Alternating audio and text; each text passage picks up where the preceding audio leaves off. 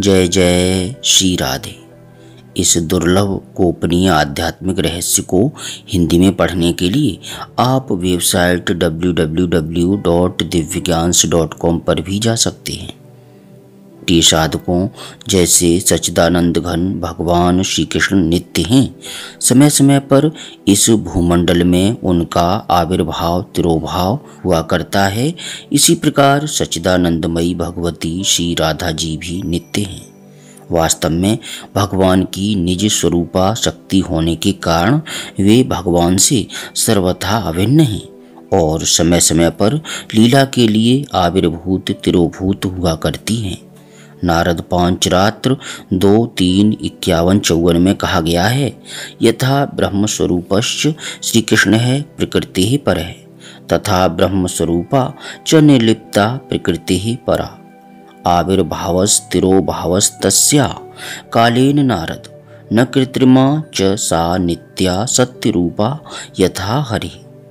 जैसे श्री कृष्ण ब्रह्म स्वरूप हैं तथा प्रकृति से परे हैं, वैसे ही श्री राधा जी भी ब्रह्म स्वरूप निर्लिप्त तथा प्रकृति से परे हैं। भगवान की भांति ही उनका समय समय पर आविर्भाव तिरोभाव हुआ करता है। वस्तुतः वे भी श्री हरि के सदृश ही अकृत्रिम नित्य और सत्य स्वरूप हैं। इसी प्रकार इनका आविर्भाव महोत्सव तथा उसका महत्व भी प्राचीनतम तथा नित्य है।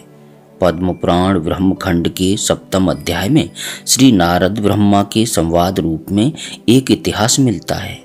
उसमें नारद जी के पूछने पर ब्रह्मा जी राधा जन्माष्टमी व्रत के महान महात्म्य का वर्णन करते हुए एक प्राचीन प्रसंग सुनाते हैं। वे कहते हैं, वत्स नारद, पहले सत्ययुग में एक लीलावती नाम की वारांगना थी। उसने बहुत बड़े बड़े कठोर पाप किए थे।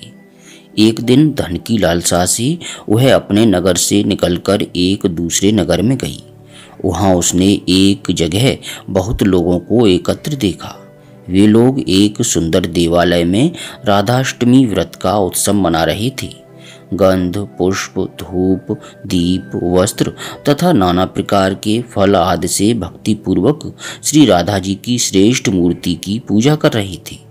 उन लोगों को महोत्सव परायण देखकर वारंगना ने कौतूहल पूर्वक उन लोगों से पूछा, पुण्य आत्मा जनों, आप हर्ष से भरे यह क्या कर रहे हैं?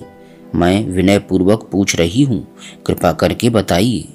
इसके उत्तर में उन राधाव्रतियों ने कहा, भाद्रपद मास के शुक्ल पक्ष की अष्टमी को दिन के समय श्री राधा जी का वृषभानु के यहाँ यज्ञ भूमि में प्राकट्य हुआ था। हम लोग उसी का व्रत करके महोत्सव मना रहे हैं। इस व्रत से मनुष्यों के बहुत बड़े बड़े पापों का तुरंत नाश हो जाता है। उनकी बात सुनकर वारांगना लीलावती ने भी व्रत करने का निश्चय करके व्रत किया।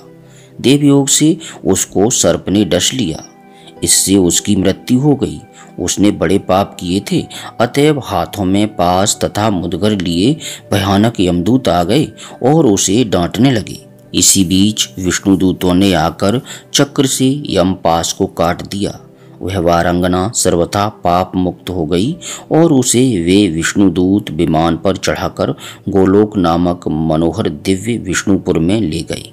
ब्रह्मा जी ने फिर कहा, इस प्रकार पापों का नाश करने वाले और श्री राधा माधव को अत्यंत प्रिय राधाष्टमी व्रत को जो लोग नहीं करते हैं, वे मूढ़ बुद्धि हैं। जन जन को चाहिए कि वे सर्वत्र श्री राधा जन्माष्टमी व्रत करने तथा महोत्सव मनाने का सत्प्रयास करें।